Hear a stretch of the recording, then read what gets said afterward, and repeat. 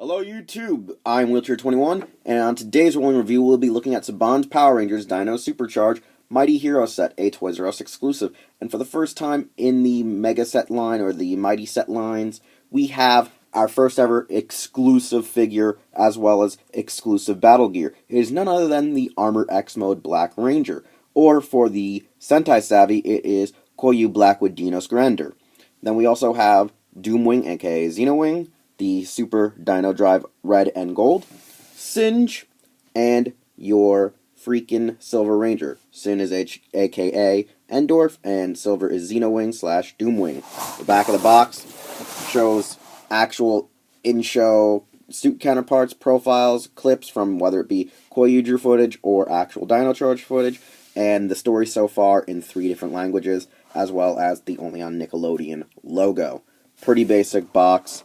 Follow suit with everything we've had thus far, so now we can just open up this bad boy. Upon opening the Mighty Hero set, we'll be looking at the monsters first, due to the fact that the Ranger figures practically share the same mold and have been excessively retooled throughout the entire line. So first off, let's look at Doomwing, aka Mad Tauren, who is a wonderful figure. Really captures the actual suit. The only thing that is missing really is a lot of fine details, whether it be on his pants, his actual pectoral region, his arms, wings, and sword. Now, he does have basic foot articulation right here where his calf would meet his leg. His thighs being very bulbish, or bulby, I don't know the best way to say it, but it's very big and round, would make sense as to why there's no actual real knee joint, and it's hindered due to his gown, his skirt. It really hinders leg movement. It kind of annoys me just that I can't, get the legs to actually go wide. I can't get the legs to really bend forward just because of how hard rubbery this is. We do have some shoulder articulation, and we do have elbow articulation, which does at least allow him to do basic poses to be able to fight the Rangers. And he also has his Fu Manchu-like mustache articulated, which is actually probably the neatest aspect to this toy. It's probably the more, oh, that's kind of cool aspect, and not just one solid piece. It actually moves, and it is a little bit pliable. Next up, we have Singe, who is unfortunately the worst action figure in the overall line. Now, I really was hoping Singe or Endorf would have been more articulated. I was really expecting knee joints. I was expecting some elbow joints. And the fact that all he has is hip swivels and shoulder and head is kind of lackluster, but I mean, they did try to get a lot of his details sculpted into the overall figure. And the only other issue I do have with this is that it's been wrongfully promoted. It was shown to have the gun that is actually the handle of the sword, and that is not true. The single release and the gift set does not come with the gun, even though promotional images show the sword and gun come with it, even though the sword and gun are the same actual prop in the show, per se, because it transforms. So, worst figure with articulation, and, well, Bandai screwed up and didn't give us their gun.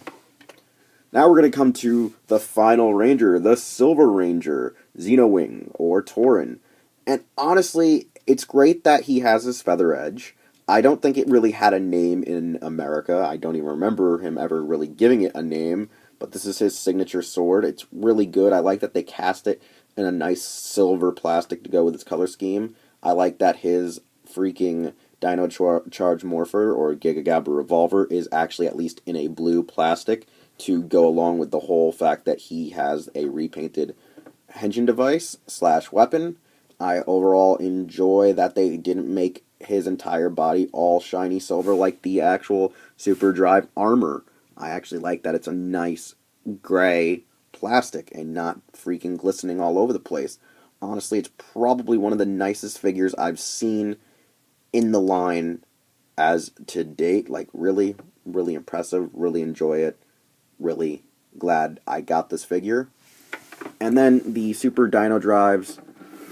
Well, I can't really say much about them. I think they're interesting. I don't see the real need for them. I like their weird-esque, like, Saiyan armor. I like the actual Dino Steel power-ups on the legs, and as well as on the arms on the opposite side to make it look more symmetrical. I kind of enjoy the details that they add to each of the helmets for the Dino Drive line. I personally don't understand why they took off the mouth plate, but it's kind of interesting. It does give some cool features to certain Rangers had they not had like the actual mouth guard still engraved into the sculpt design. If it was just one smooth piece, I think I'd like it overall a lot more. I do like the Super Dino Drive Saber. I like that each Ranger from the line will have a corresponding color for its plastic mold of the weapon. Really good, really nice. Basic points of articulation, since it is the same mold we've gotten throughout the line. And then we got our final figure, which is pretty much the Black Ranger, but now with the actual Armor X, or the Dino Grande. And I honestly think it's really good that we've gotten this attachment. I mean, they gave it to the Armor Plus, and now that we at least got the well, not Armor Plus, I should say Armor Might.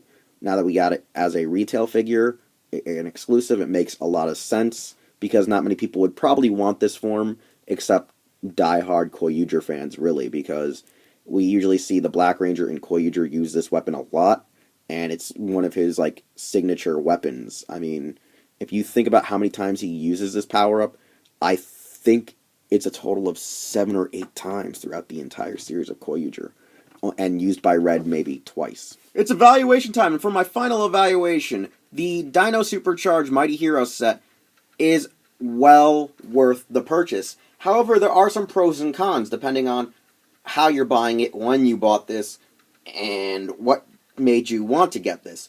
First off, the cons to this are, if you've already purchased 5 or 2 out of the 6 figures in this gift set, you probably don't want to repurchase them again. So, like that being said, you would probably see this difficulty when getting gold or red. And I know some people have also had this difficulty because they actually released Snide, Doomwing, and Silver at retail a little sooner, even though that this was hinted at right before they got released at mass retail.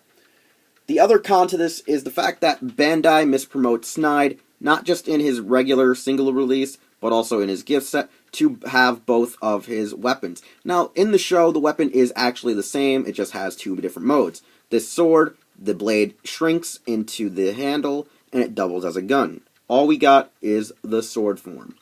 So, that's probably one of the worst things about it, as well as the fact it is one of the least articulated figures.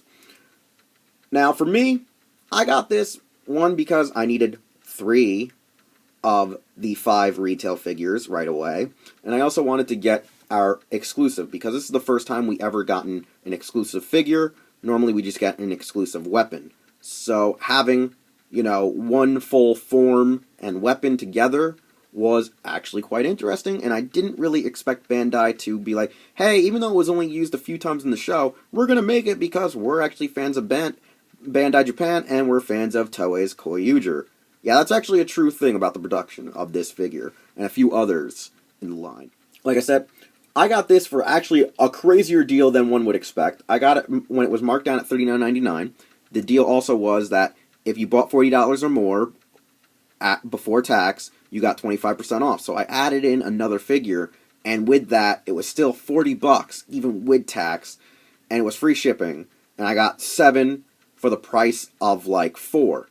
If you can get it for the deal, you did good. If you didn't get it for the deal and you still want to get all these figures, you have all the time in the world. You'll probably be seeing it on the website going for clearance. You'll probably see it in your stores going for clearance all the way up until like summer of 2017. I do recommend it unless like you are one of those guys who bought almost 5 of the figures that you can find at retail.